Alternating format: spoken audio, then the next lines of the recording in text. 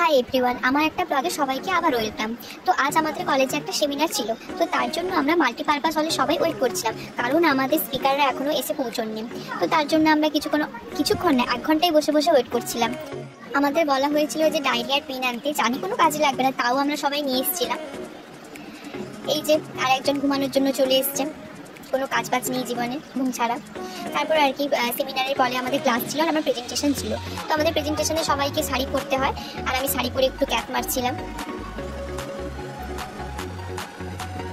এ কি এখানে কি করছে তুই সিয়ার? বুঝতে পেরেছি, মারপিটি করছে। এ কি তমালিকা ঘষছে? কোথায় যায় কোথায় যায়? আরে আরে আরে আস্তে আস্তে আস্তে, আরে পড়ে যাবেন আস্তে আস্তে। আমার ভিডিওগ্রাফার। তো চলো এবার হোস্টেল যাওয়া যায়, কলেজ ছুটি হয়ে গেছে। কি আপনারা কোথায় ছিলেন?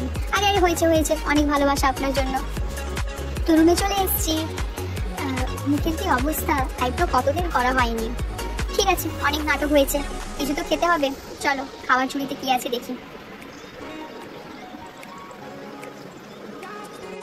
তো চলো দেখি ঝুড়িতে কি আছে, কি পাওয়া যায় ঝুড়ি থেকে। আমার একটা টমেটো নিলাম, আর তার সাথে দেখলাম যে শসাগুলো অনেক দিন থেকেই ছিল আর পুরো বুড়ো হয়ে গেছে। তো চলো কিছু একটা খাওয়া যাক। আজ আমাদের লাঞ্চে ছিল দই। তো দুপুরবেলা দইটা না খেয়ে উঠিয়ে রেখেছিলাম সন্ধ্যার সময় কিছু একটা দিয়ে খাবো বলে। তো আজ আর বৃহস্পতিবার ছিল, বৃহস্পতিবার দিন আমাদের হোস্টেলে নিরামিষ খায়। এই দেখো এই দইটাই দিয়েছিল, তো দইটা প্রথমে ঢেলে দিলাম। এই রেসিপিটা আগেও বানিয়েছিলাম ফেসবুকে, এই রেসিপিটার ভিডিও অলরেডি দেওয়া আছে, তোমরা গিয়ে দেখতে পারো। তো প্রথমে দই নিয়ে নিলাম, তারপরে একে একে করে যেগুলো কেটে রেখেছিলাম, মানে শসা, পেঁয়াজ, টমেটো, তো তারপর অল্প জল ছাড়া দিয়ে নিলাম। তো এটা নেওয়ার পর তারপরে অল্প নুন। তো তোমরা তোমাদের স্বাদ মতো নুন নিতেই পারো, আমার একটু বেশি টক লাগে বলে একটু বেশি নুন নিয়েছিলাম, যাতে টকটা একটু কম হয়। তারপর অল্প চানাচুর নিয়েছিলাম।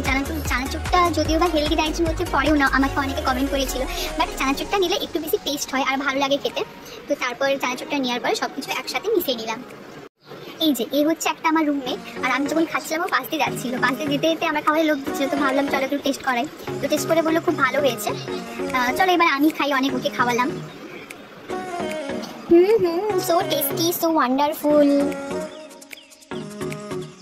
তো তারপর খাওয়ার পরে একটু রেস্ট নিয়ে পড়তে বসে গেলাম, কারণ কাল আবার আমার প্রেজেন্টেশন ছিল। কাল সকালে উঠে মর্নিং ডিউটি আছে, তারপরে আবার ক্লাস আছে, ক্লাসের পরে আবার শাড়ি করে প্রেজেন্টেশন দিতে হবে। কি চাপ, বুঝতে পারছো, নার্সিং লাইফ মানেই চাপ। তো চলো অনেক নাটক করে ফেলেছি, এবার একটু পড়তে বসে। তো চলো একদম ডিনারের সময় দেখা হবে। তো ডিনারের টাইম হয়ে গেছে, আর আমাদের ডিনারের টাইম 8:30 থেকে 9:30। তো একে চিনতে পারছো সবাই? ক্লাসে কিন্তু সবাই দেখেছিল। আর ও হচ্ছে আমাদের ক্লাসের বর্তমান সিয়ার, আর ও এখন মনে করতে বসে আছে, কারণ ওর ব্রেকআপ হয়ে গেছে। তো তোমরা যদি কোনো ছেলে পাও তো আমাকে কমেন্ট করে জানিও। তো চলো দেখি বাকিরা কি করছেন। খাওয়ারের আগে কিন্তু থালা ধোয়াটা উচিত, কিন্তু এই মেয়েটা যদিও বা খাওয়ারের আগে থালা ধোয় না, ওটা কোনো ব্যাপার নয়। তো চলো খেতে যাই উপরে। তো আমরা আমাদের ক্যান্টিনে খেতে চলে এসেছি, সেই বোরিং খাবার খেতে। আজ আমাদের ডিনারে ছিল রুটি। তো রুটির জায়গায় তোমরা ভাতে খেতে পারো। তার সাথে ছিল পনিরের তরকারি আর ডাল, আর তার সাথে পাঁপড় ভাজা ছিল। চলো বোরিং খাবারটা এখন খেতে হবে। তো ডিনার পরে একটু নাচছিলাম, আজ কি আনন্দ আকাশে বাতাসে। আরে পর পাগল, পড়তে বস, কাল তোর প্রেজেন্টেশন, না হলে কালকে একদম বকা খাবি, করলে ভাবি তোর তারপরে পড়াশোনা কিচ্ছু হবে না। পর পর পর, পড়াশোনা না করলে জীবন যে অন্ধকার, আরে পর পাগল। তো চলো গাইস, অনেক পড়াশোনা হয়ে গেছে, এবার ঘুমোতে যাই, কারণ কাল সকাল সকাল মর্নিং ডিউটি আছে, সকাল সকাল উঠতে হবে। তো গুড নাইট সবাইকে, বাই। আর আমার ভিডিওটা যদি ভালো লেগে থাকে তো তার জন্য একটা লাইক, শেয়ার আর সাবস্ক্রাইব করে দেবেন আমার চ্যানেলটাকে।